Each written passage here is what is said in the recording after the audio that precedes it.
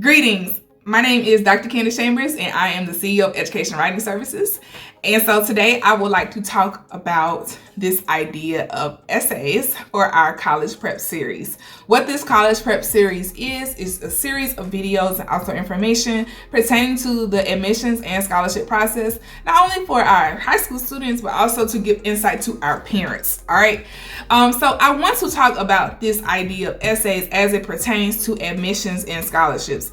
Right now, currently, I am coaching a cohort of 12th grade students from across the nation through the college admissions and scholarship process. Many of them have been with me since August, and we have, went through multiple drafts of Common App essays and admissions essays, and now we're getting to more scholarship essays, lots and lots of writing.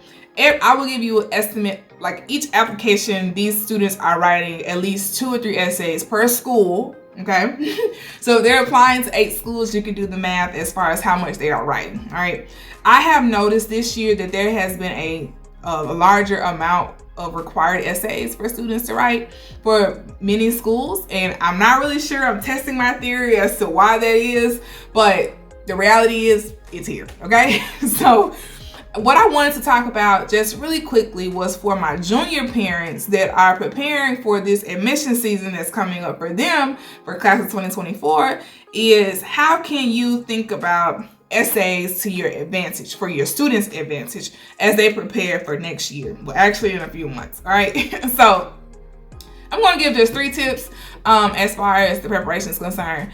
Number 1, you do want your students to think about their admissions essay as their unique component to their application. They can go ahead and start thinking about their Common App personal essays to think about what's going to be a unique aspect of themselves that the admissions committee cannot particularly glean from the application, but it will make them stand out. All right. Those topics or Common App prompts are actually already on the internet. They can go and see exactly what they will be for next year, but they can already think about their unique selves. Number 2, what students do need to do is understand that they have to have stamina through this process. All right, like I said before, each school has about 2 or 3 additional essays for admissions, and if they are trying to go after particularly like competitive scholarships, they're gonna have more essays to write. All right, it requires a lot of stamina. I know students just from August to December, they've written at least 10, 11 essays, 12 essays, by themselves, like per student. So they have to have stamina and drive to understand that, yes, the writing is happening now, but on the back end, I can reap really great benefits from the sacrifice that I did put into my application. All right. And then lastly is number 3, I will say, as you are preparing your junior for next year, have them to read quality essays. Have them to look to see what examples are online as far as like what students have submitted in the past. They can ask their English teachers. Also just have them to read. A lot of times when I read students' essays, I always know if they read books or articles or, just things that are important to them. Have them to read an online article and articulate to you what the article talked about. Because when they go through the admissions process, they're going to have to talk about their experiences, their personality, their fears, their challenges, and articulate it clearly to the admissions or scholarship committee.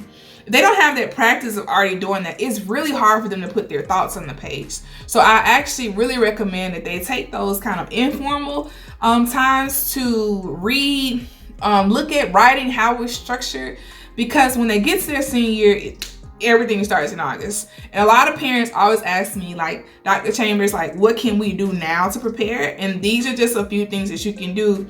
So you're not overwhelming them, but you're just getting them in the mind frame that this is going to be a journey, a writing journey about themselves, how they're going to articulate their thoughts, but also the stamina that they're going to have to be able to reap the benefits on the back end. All right.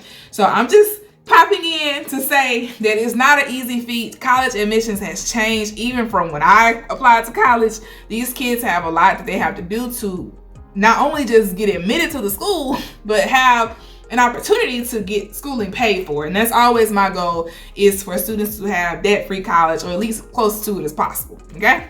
So I will be continuing in this college prep series with just tangible tips for our parents, but also our students, from me on the ground, working in the trenches with these students, seeing what these applications are requiring, so that students can be successful in the admissions process. All right. So I'm looking forward to our next conversation.